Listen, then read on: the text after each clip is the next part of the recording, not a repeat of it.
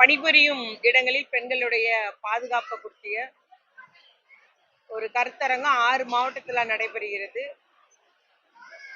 பெண்களிடையே, பொதுமக்களிடையே, அந்த நிறுவனத்தாரிடையே, அதுபோல தொழிற்சங்கங்களிடையே ஒரு விழிப்புணர்வை உண்டாக்க வேண்டும் என்பதற்காக அந்த ஒரு திட்டம் கோயம்புத்தூர், நாமக்கல், கரூர், ஈரோடு, திண்டுக்கல் மற்றும் திருப்பூர் ஆகிய 6 மாவட்டங்கள்ல ஐக்கிய நாடுகள் சபையினுடைய பெண்கள் பிரிவின் சார்பில் நடத்தப்படுகிறது. அது இன்னைக்கு திண்டுக்கல்ல அந்த ஒரு மீட்டிங் ஒன்று நடத்தப்பட்டது. இவ்வாறு நம்முடைய முதலமைச்சர் அவர்கள் பெண்கள் மற்றும் குழந்தைகளுடைய பாதுகாப்பு மற்றும் நலனுக்கு அதிக முக்கியத்துவம் கொடுத்து வருகிறார்கள். என்ன ஒரு புகார் கொடுக்கறதுனால நம்ம உதவி எண்களை பத்தி விழிப்புணர்வு பண்ணியிருக்கோம். உடனே உதவி எண்கள்ல புகார் வர்றதுக்கு நம்முடைய காவல்துறை மூலம் விரைந்து நடவடிக்கை எடுத்து வருகிறோம் என்பதை கூறிக்கொள்ள விரும்புகிறேன். அடுத்ததாக புதிய ஒரு திட்டம் ஒன்று, அன்பு கரங்கள் என்ற ஒரு திட்டம் ஒன்று முதலமைச்சர் அறிமுகப்படுத்த உள்ளார்கள். தாய் தகப்பன் இல்லாத அந்த குழந்தைகளை அரசு கல்லூரி வரைக்கும் அவங்களை படிக்க வச்சு அவர்களுக்கு மாதாந்திரம் 2000 ரூபாய் வழங்கும் அந்த திட்டம் கடந்த சட்டமன்ற கூட்டத்தொடரின் போது முதலமைச்சர் அவர்கள் அறிவிக்கப்பட்ட அந்த திட்டத்தை தொடங்கி வைக்க உள்ளார்கள். அது எல்லா இடங்களும் இப்போ கிட்டத்தட்ட 2,82,000 பேருக்கு அந்த கணக்கெடுப்பு எடுத்து இப்போ ஒவ்வொன்றையும் தனிப்பட்ட முறையில விசாரணை செஞ்சு அதை உறுதி செய்து வருகிறோம். நம்முடைய திண்டுக்கல் மாவட்டத்தில் ஒரு 11,000 குழந்தைகளுக்கு அதோடைய அனுப்பி வைக்கப்பட்டுள்ளது. இன்னும் அந்த மாதிரி யாரும் அந்த மாதிரி தாய் தகப்பன் இல்லாத குழந்தைகள் இருந்தா இதற்கு விண்ணப்பிக்கலாம். எத்தனை குழந்தைகள் வந்தாலும் அதற்கு கொடுக்க அரசு தயாராக இருக்கிறது. வேற எதுவும் பேசுறீங்களா?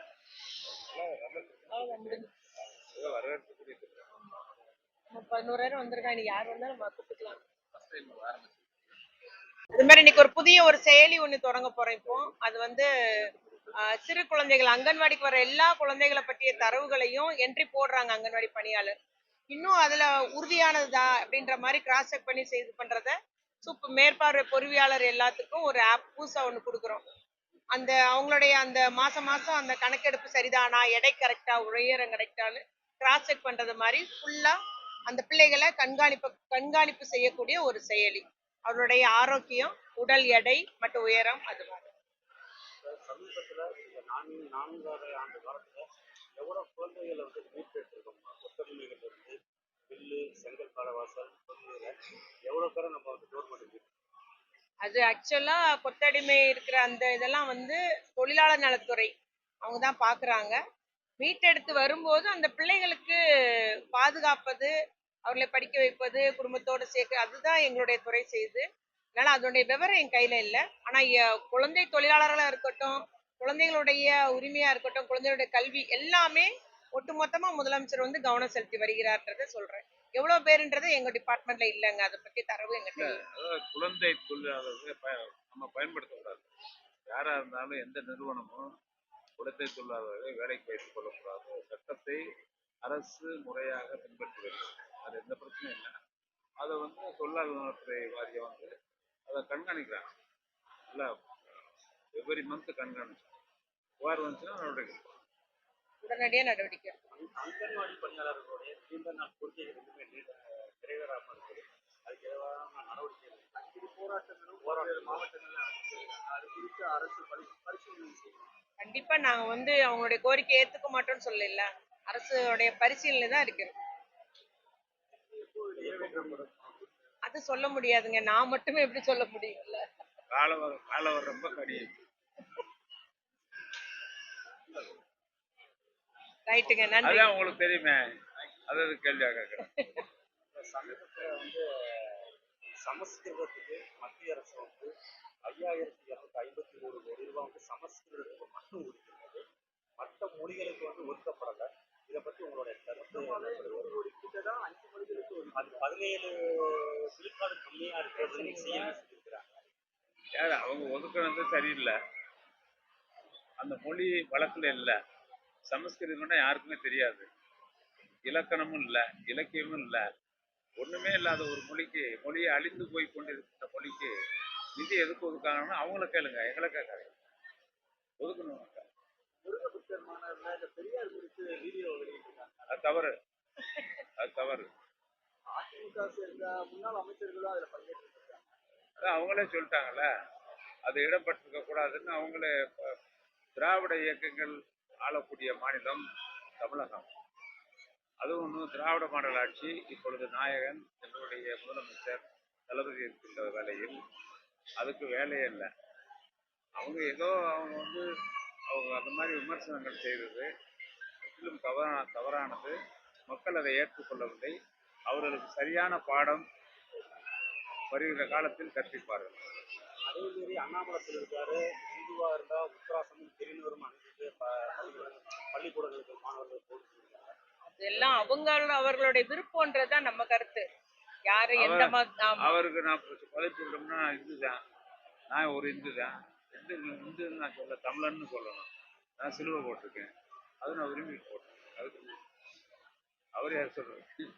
ஏங்க பிரச்சனைனா நம்ம கடவுளை நோக்கி போவோங்க, முருகன் கோயில் போவோம். அவங்க முருகனை நான் காப்பாத்த போறேன்னு சொல்றாங்க.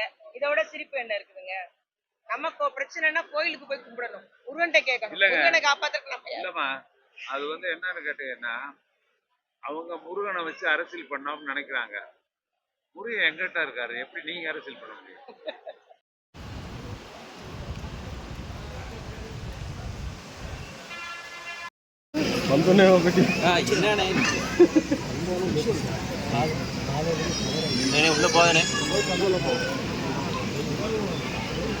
இந்த இடங்கள்ல குழந்தைகளையும் சேர்க்கணும், அவங்களை கவர் பண்ணி சாப்பாடு கொடுத்தீங்கன்னா தான் கொஞ்சம் யூஸ்ஃபுல்லா. சார்பாக நலத்திட்ட உதவிகள் வழங்கும் விழா மற்றும் ஆய்வு கூட்டத்திற்கு வந்திருக்கும் மதிப்பிற்குரிய மாண்புமிகு ஊரக வளர்ச்சித்துறை அமைச்சர் அவர்களையும் மாண்புமிகு சமூக நலம் மகளிர் சமூக நலம் மற்றும் மகளிர் உரிமைத்துறையின் கீழ் செயல்படக்கூடிய பங்கேற்றிருக்கும் அனைத்து உள்ளாட்சி பிரதிநிதிகள் மற்றும் அனைத்து துறையினுடைய அலுவலர்கள், பொதுமக்கள், பயனாளிகள் உட்பட அனைவரையும் மாவட்ட நிர்வாகத்தின் சார்பாகவும் மாவட்ட ஆட்சியரின் சார்பாகவும் வருக வருக என்று வரவேற்பதில் பெருமகிழ்ச்சி கொள்கிறேன். நன்றி, வணக்கம்.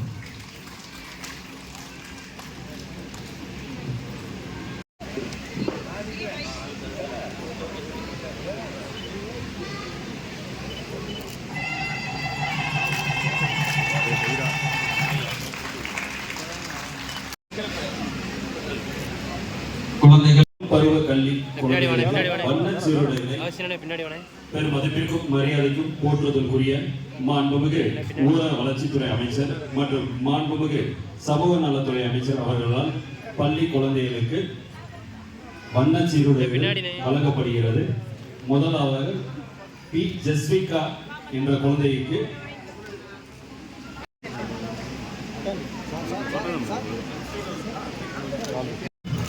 ஹர்ஷல், சுபாசினி, பாலமித்ரன், சுபிக்ஷா, தனுஸ்ரீ, பவனி, யோகேஷ் பாண்டி. நீங்க வந்தா தானங்க வர முடியும்.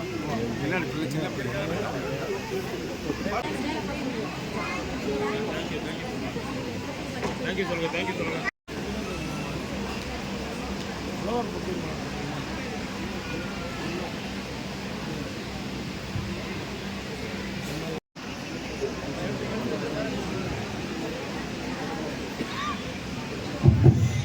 அதனைத் தொடர்ந்து நமது அதே பாத்தீங்கன்னா அதே இடங்கள்ல குழந்தைகள் சேர்ப்பும் குறைவா இருக்கு. அதுதான் இருக்கிறதே குறைவா சேர்த்திருக்கீங்க. போன வருஷத்தை விட இந்த வருஷம் குறைவா சேர்த்திருக்கு. அவங்களுக்கு சாப்பாடும் கொடுக்கல, நம்ம கவரும் பண்ணல, ஏஎம்பிஎன் மதம் கவர் பண்ணல. பெனிஃபிஷியரி பயனாளிகள் பற்றி முதல் பயனாளி ஆத்தூர் சட்டமன்ற தொகுதியில் திரு ரஞ்சித். அதனைத் தொடர்ந்து மெர்சிடர் அவர்களுக்கு ரூபாய் 50,000 உண்டான வைப்பு தொகை ரசீது வழங்கப்படுகிறது. அதனைத் தொடர்ந்து திருமதி மல்லிகா அவர்களுக்கு வழங்கப்படுகிறது.